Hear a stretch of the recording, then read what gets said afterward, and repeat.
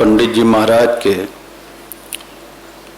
अवतरण दिवस की पूर्व संध्या में और इस वर्ष के अंतिम संध्या में हम सब भाई बहन गुरु महाराज के दरबार में बैठे हुए हैं। यह संयोग ही है कि वर्ष के प्रथम दिन 1 जनवरी को परम भागवत का अवतरण हुआ था। आज पूरा विश्व पूरे हर्षोल्लास के साथ नव वर्ष का स्वागत कर रहा है। यह हमारा सौभाग्य है कि हम इस नव वर्ष के पर्व को परम गुरु के दरबार में परम पूज्य गणों के सानिध्य में उनकी आशीर्वाद से हम नव वर्ष का स्वागत करेंगे। परम भागवत पंडित जी महाराज महान संत थे। वे गुरु महाराज के परम भक्त थे। भक्ति और शिष्यत्व के पराकाष्ठा थे। उन्होंने अपना पूरा जीवन गुरु महाराज के मिशन की सेवा में लगा दिया। जैसा कि हम अभी सुन रहे थे कि वे इस देश के कोने कोने में घूमकर गुरु महाराज के संदेश को पहुंचाया था। वे यहाँ छत्तीसगढ़ में भी आते रहे थे।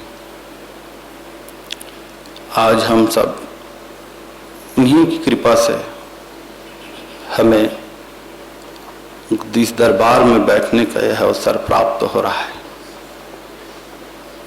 वे गुरु महाराज के सत्संग का, गुरु महाराज के ध्यान साधना का इस मानव जीवन में क्या उपयोगिता है, वे बड़ी सरल भाषा में समझाया करते थे। ग्रामीण परिवेश में होने के कारण समसामयिक घटनाओं को जिक्र करते हुए वे गुरु महाराज के बड़े सुंदर संदेश दिया करते थे। वे कहते थे, उन्होंने एक घटना का जिक्र किया था कि एक किसान अपने खेत में सिंचाई कर रहा था। उन दिनों आज की जैसे मोटर पंप जैसे कोई सुविधा नहीं थी। वह किसान रहट से सिंचाई कर रहा था। रहट एक देसी यंत्र होता था जिसमें बैल जोतकर कुएं के पानी खींचा जाता था, जिसमें खट खट की आवाज के साथ पानी निकलता था। उसी समय एक घुड़सवार अपने प्यासे घोड़े को ले जाकर उस रहट के पास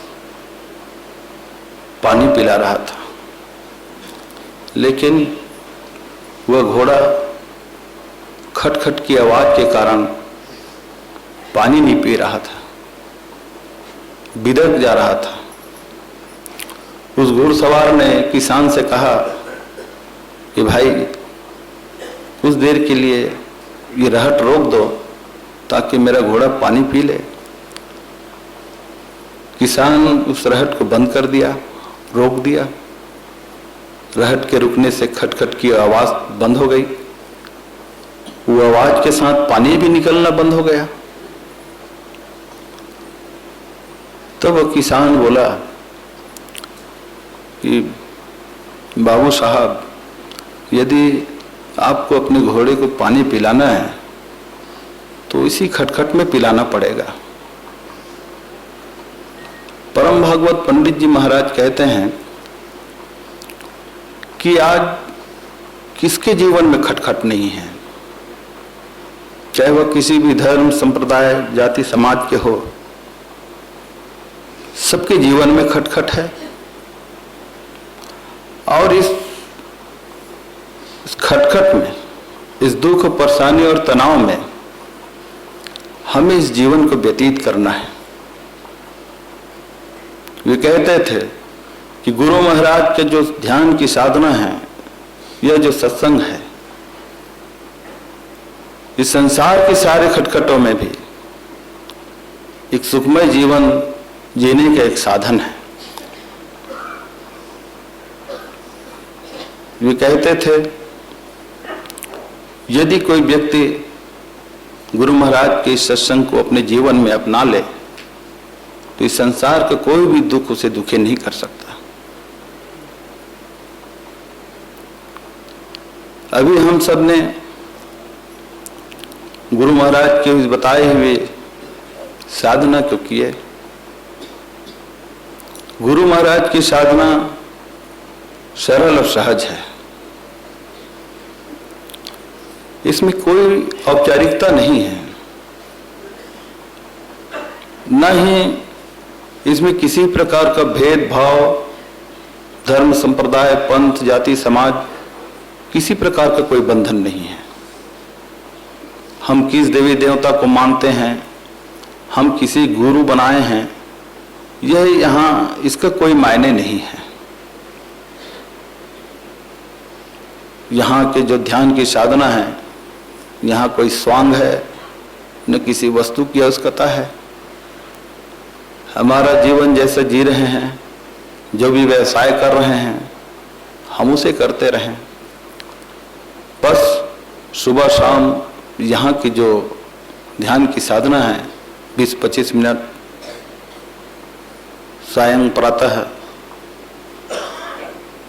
अपने स्तर से स्वच्छ होकर एक स्वच्छ सा आसन बिछाकर उनके समक्ष बैठना है। अभी परम पूज्य द्वारा यहाँ के ध्यान की साधना की विधि बताई गई।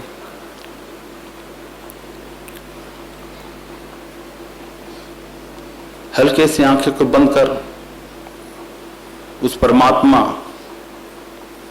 यदि हम गुरु वरण कर लिए हों तो उस गुरु को चैतन्य स्वरूप का, उसके प्रकाश से स्वरूप का ध्यान करना होता है। वह जो परमात्मा का प्रकाश है वो हमारे अंतर में, हमारे हृदय को प्रकाशित कर रहा है और हम उस प्रकाश में लय हो रहे हैं। बस इतना ही करना होता है। परम पूज्य कहते हैं कि गुरु महाराज के ये ध्यान की जो साधना है वो प्रथम बैठक से उनको लाभ मिलना प्रारंभ हो जाता है। यदि साधक गुरु महाराज की साधना को निरंतर करता रहे तो जीवन सुखमय हो जाता है। यह संसार समझ में आने लगता है। परंतु यह देखा गया है कि जब साधक निरंतर करते रहता है तो वह एक शिकायत करता है कि ध्यान में मन नहीं लगता, मन उचटता है। इस विषय पर संत जन कहते हैं कि गुरु महाराज का जो ध्यान की साधना है वह दृष्टा साधन है। जब साधक ध्यान की क्रिया करता है तो ध्यान में वो परमात्मा का जो प्रकाश है वो हमारे अंतर में पड़ता है। अब जब वह प्रकाश हमारे अंतर में पड़ता है तो हमारे अंतर में जितने भी प्रकार के बुरे विचार हैं, जाने अनजाने किए गए पाप कर्म के संस्कार हैं, वह सब दिखाई देने लगता है। तब साधक को ग्लानि होती है कि मैं अपने इष्ट, अपने गुरु के समक्ष बैठा हूँ और मेरे मन में है बुरे बुरे जब विचार आ रहे हैं और इसी के कारण ध्यान नहीं लगना और उचटने की बात कही जाती है। परंतु संत जन कहते हैं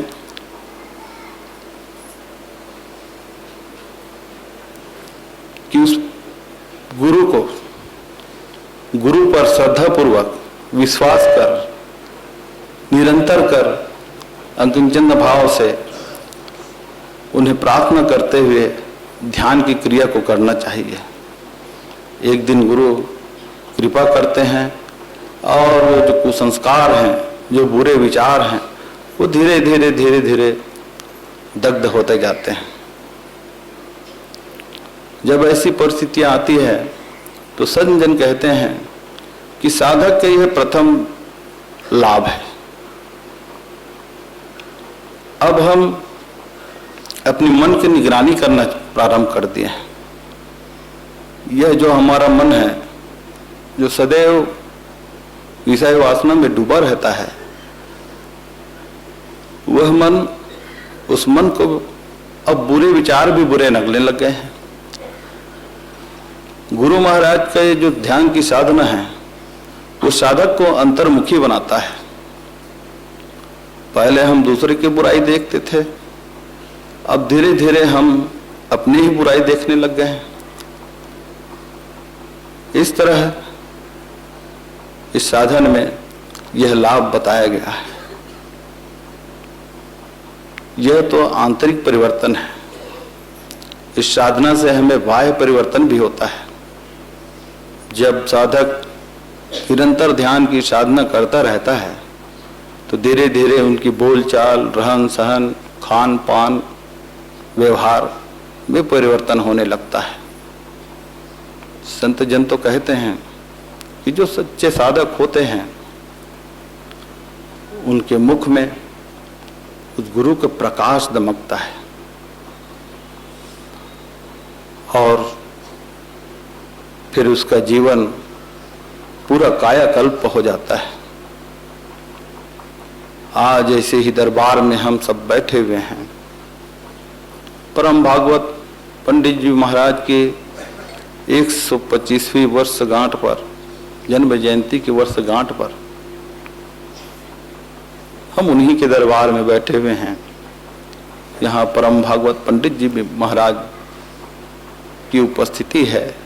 आइए हम सब उन्हीं से प्रार्थना करें कि हे परम पिता, हे देवता, हम सब ऊपर कृपा करो, हम सब का कल्याण करो।